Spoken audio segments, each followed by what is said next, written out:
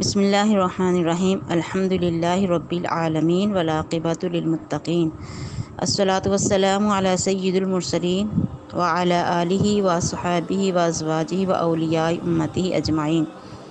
آج ہم آغاز کر رہے ہیں دورہ قرآن پاک کا اور پہلا پارہ جس کا نام الف لام میم، اور اس میں آغاز ہے سورۃ الفاتحہ کا اور سورۃ البقرہ کا۔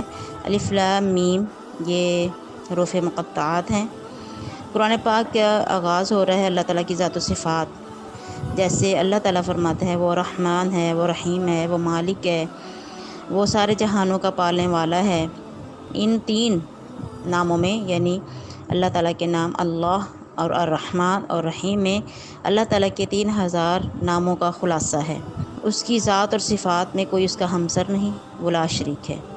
پھر دوسرا جو نقطہ ہے وہ یہ ہے کہ اللہ تعالیٰ نے اس بارے میں انسان کی اقسام بیان کی گئی ہیں کہ انسان 3 طرح کے ہیں: سچے مومن، منافق اور کافر۔ جو مومن ہیں ان کی پہچان اور ان کی علامات کیا ہیں، اسی پارے کے آغاز میں فرمایا کہ مومن ایمان بالغیب والا ہوتا ہے، اقامت صلاۃ، انفاق فی سبیل اللہ، اللہ کے راستے میں خرچ کرنے والا، اور ایمان لانے والا کتابوں پر، اگلی اور پچھلی کتابوں، یعنی اگلی کتابوں سے مراد تورات، زبور، انجیل اور قرآن پاک جو آپ صلی اللہ علیہ وسلم پہ نازل ہوئے، اور آخرت پر یقین رکھنے والے۔ یہ مومنوں کی 5 صفات ہیں اور یہی کامیاب۔ پھر اللہ تعالیٰ نے منافقین کی خصلتیں بھی اس بارے میں بیان فرمائیں کہ یہ جھوٹے ہیں، دھوکہ دینے والے، مکر کرنے والے، عدم شعور، قلبی بیماریاں، سفاہت یعنی بے وقوفی، احکام الہی کا استہزاء کرنے والا یعنی کہ مذاق اڑانے والا، فتنہ اور فساد، جہالت اور دلالت اور تذبذب کا شکار۔ یہ منافقین کی علامات ہیں۔ اور کفار کی علامات کیا ہیں کہ ان کے دلوں اور کانوں پر مہر ہے اور آنکھوں پر پردہ ہے، کیونکہ انہوں نے حق کو دیکھ کر بھی اس پر ایمان لانا قبول نہ کیا۔ پھر اعجاز قرآن بیان کیا گیا کہ اللہ تعالیٰ فرماتا ہے کہ اگر تمہیں اس قرآن میں شک ہے تو اس جیسی کوئی ایک صورت لے آؤ۔ اور یہ قرآن پاک کا اعجاز ہے کہ جن صورتوں میں قرآن کی عظمت بیان ہوئی ان کے شروع میں حروف مقطعات ہیں، یہ بتانے کے لیے کہ انہی حروف سے تمہارا کلام بھی بنتا ہے اور اللہ تعالیٰ کا بھی، مگر تم لوگ اللہ تعالیٰ کے کلام جیسا کلام بنانے سے عاجز ہو۔ تو وہ ایک صورت بھی نہ بنا کے لا سکے، یہ قرآن پاک کا معجزہ ہے، اعجاز ہے۔ اسی پارے میں ختم نبوت کا ذکر ہے۔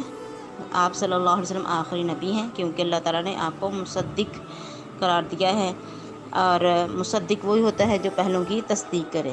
آپ پر جو قرآن نازل ہوا وہ بھی مصدق ہے، یعنی تصدیق کرنے والا، اور آپ خود بھی انبیاء کرام کی تصدیق فرمانے والے ہیں۔ تو ختم نبوت کا عقیدہ بھی اسی پارے سے حاصل ہوا۔ اسی طرح حضور صلی اللہ علیہ وآلہ وسلم کی شان میں ادنا سی گستاخی کرنا بھی کفر ہے۔ قرآن فرماتا ہے آیت نمبر 104، یا ایھا الذین آمنوا لا تقولوا راعنا وقولوا انظرنا واسمعوا وللکافرین عذاب علیم۔ حضور صلی اللہ علیہ وسلم کی شان میں ہلکا لفظ بولنا حرام ہے۔ آج اس بات کو سمجھنے کی انتہائی ضرورت ہے۔ اگرچہ کوئی قائل یہ کہے کہ میری نیت توہین کی نہیں تھی، تب بھی یہ جائز نہیں ہے بلکہ حرام ہے، اور اگر کسی نے توہین کی نیت سے الفاظ بیان کیے تو وہ دائرہ اسلام سے ہی خارج ہو جائے گا، کیونکہ اللہ تعالیٰ فرماتا ہے اے ایمان والو نہ کہو رائنا، اور کہو انظرنا، اور غور سے سنا کرو، اور کافروں کے لیے عذاب ہے دردناک۔ یہ الفاظ جو رائنا ہیں اس کا مطلب تھا ہماری رعایت کیجیے۔ یہودی اس لفظ کو توہین کے انداز سے کہنے لگے تو اللہ تعالیٰ نے اپنے حبیب صلی اللہ علیہ وسلم کی ناموس کی حفاظت کے لیے یہ آیت کریمہ نازل فرما دی۔ اس بارے میں فضائل صحابہ بھی ہمیں معلوم ہوتے ہیں کہ اللہ تعالیٰ فرماتا ہے ھدی للمتقین، یعنی یہ کتاب پہلے کتاب کا ذکر ہے، ذالک الکتاب لا ریب فیہ ھدی للمتقین، یہ بلند شان کتاب، اس میں شک نہیں، اور ہدایت ہے یہ پرہیزگاروں کے لیے۔ یعنی جن صحابہ نے براہ راست نبی پاک صلی اللہ علیہ وسلم سے قرآن سیکھا، قرآن سیکھنے والے وہ متقی ہیں، سبحان اللہ۔ اور اسی طرح ایک آیت کریمہ ہے فَإِنْ آمَنُوا بِمِثْلِ مَا آمَنْتُمْ بِهِ فَقَدِ اهْتَدَوْا، اگر وہ ایمان لاتے جیسے تم ایمان لائے تو تحقیق وہ ضرور کامیاب ہو جاتے، وہ ہدایت پاتے۔ تو صحابہ کے ایمان جیسا ایمان رب کو مطلوب ہے، یہ صحابہ کرام کی شان ہے۔ اسی طرح فرمایا واتخذوا من مقام ابراہیم مصلی، یہ آیت کریمہ حضرت عمر رضی اللہ تعالیٰ عنہ کی شان میں نازل ہوئی کہ جن کی تائید میں اللہ تعالیٰ نے یہ آیت نازل فرمائی۔ پتہ چلا صحابہ کا کتنا بڑا مقام ہے کہ ان کے دل میں کسی کوئی خیال آیا، جیسے آپ کے دل میں خیال آیا کہ مقام ابراہیم کو جائے نماز بنایا جائے، مصلی بنایا جائے، جہاں حضرت ابراہیم علیہ السلام کے قدمین شریفین ہیں، اللہ تعالیٰ نے فوراً یہ آیت نازل فرما دی۔ یہ حضرت عمر فاروق رضی اللہ تعالیٰ عنہ کی تائید میں نازل ہوئی۔ سبحان اللہ، صحابہ کا کتنا اعلیٰ مقام ہے، وہ اللہ کے برگزیدہ بندے ہیں۔ اسی طرح اس بارے میں یہ بھی ہم نے جانا کہ بزرگوں کے قرب میں دعائیں قبول ہوتی ہیں، اور اس کی دلیل ہے اللہ تعالیٰ فرماتا ہے وَادْخُلُوا الْبَابَ سُجَّدًا وَقُولُوا حِطَّةٌ نَغْفِرْ لَكُمْ خَطَايَاكُمْ۔ اس کا بیک گراؤنڈ یہ ہے کہ یہ بنی اسرائیل تھے، اور بنی اسرائیل جو ہے ان کا اصل شہر شام تھا۔ حضرت یوسف علیہ السلام کے دور میں مصر آ کر آباد ہو گئے۔ فرعون نے مصر کی غلامی کا دور مصر میں گزارا، آخر حضرت موسیٰ علیہ السلام کے ذریعے انہیں نجات ملی۔ اس دوران ملک شام پر قوم عمالقہ قابض ہو گئی۔ بنی اسرائیل کو حکم الہی ہوا کہ اپنے ملک کو جہاد کر کے آزاد کروائیں۔ قوم عمالقہ کی جسامت سن کر یہ ہمت ہار بیٹھے اور جہاد سے منہ موڑا۔ اس نافرمانی کی سزا کے طور پر یہ 40 سال میدان تیہ میں بھٹکتے رہے۔ اس دوران اللہ تعالیٰ نے حضرت موسیٰ علیہ السلام کی معیت کی، ان کے ساتھ ان کی نسبت اور صحبت کی وجہ سے اللہ تعالیٰ نے ان پر من و سلوہ اتارا۔ ان پر رات کو نوری قندیل جو ہے وہ روشنی کرتے، اور دھوپ میں سائے کے لیے اللہ تعالیٰ ان کو بادل عطا فرماتا ہے۔ پتھروں سے پانی کے اللہ تعالیٰ نے چشمے جاری فرمائے حضرت موسیٰ علیہ السلام کے عصا کی برکت سے۔ تو یہ سارے انعامات ان کو میدان تیہ میں ملے حضرت موسیٰ علیہ السلام کی نسبت کی وجہ سے۔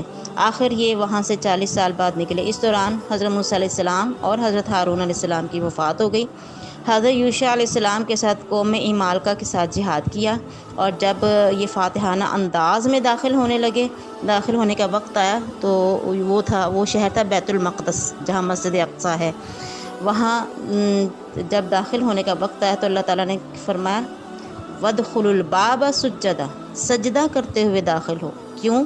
اس شہر کو کیوں اتنی عظمت ملی؟ کیونکہ وہاں اللہ کا گھر تھا، بیت المقدس تھا، وہاں انبیاء کرام کے مزارات تھے، اور یہ وہ جگہ تھی کہ جہاں انبیاء کرام نے قیام فرمایا، اور وہاں انبیاء کرام علیہ السلام نے اس مسجد کی طرف منہ کر کے نماز ادا کی، لہٰذا یہ متبرک جگہ تھی۔ تو پتہ چلا متبرک مقامات کا ایک مقام ہے، وہاں داخل ہوں تو تعظیم کرتے ہوئے داخل ہونا چاہیے، اور ان کے وسیلے سے اللہ تبارک و تعالیٰ دعائیں بھی قبول فرماتا ہے، کیونکہ اللہ تعالیٰ فرماتا ہے کہ تم اس میں سجدہ کرتے ہوئے جاؤ، اور حطۃ کہتے ہیں یعنی ہمیں بخش دے، یہ کہتے ہوئے داخل ہو تو ہم تمہاری بخشش کر دیں گے۔ یہ رب کا وعدہ ہے کہ بزرگوں کے پاس جا کے جانا ہے تو تعظیم سے جانا ہے، اور جو دعائیں مانگو گے تو اللہ وہ رد نہیں کرے گا۔ وَسَنَزِيدُ الْمُحْسِنِينَ سے پتہ چلا۔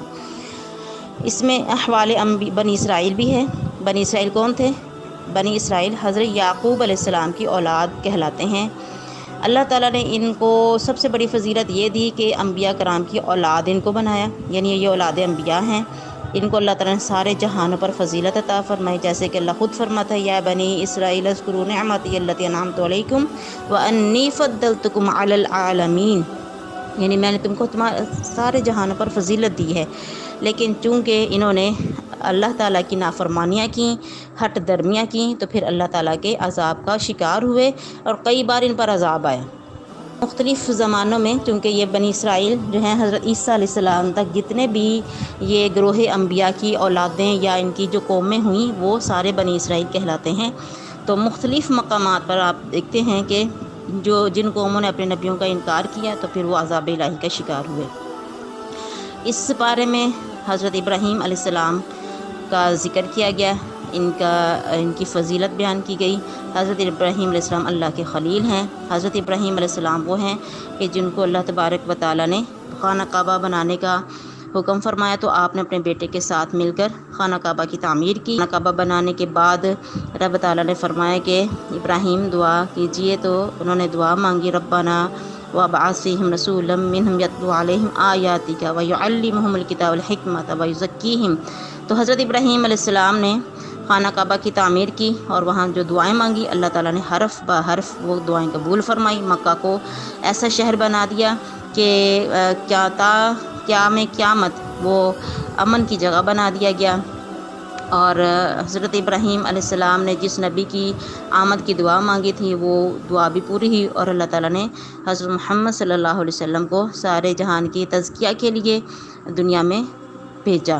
تو حضرت ابراہیم علیہ السلام یہ اللہ کے برگزیدہ رسول ہے۔ حضرت آدم علیہ السلام کا واقعہ بیان ہوا کہ اللہ تعالیٰ نے آپ کو اپنا خلیفہ بنایا، فرشتوں کو حکم دیا کہ ان کو سجدہ کریں، مسجود ملائکہ بنایا۔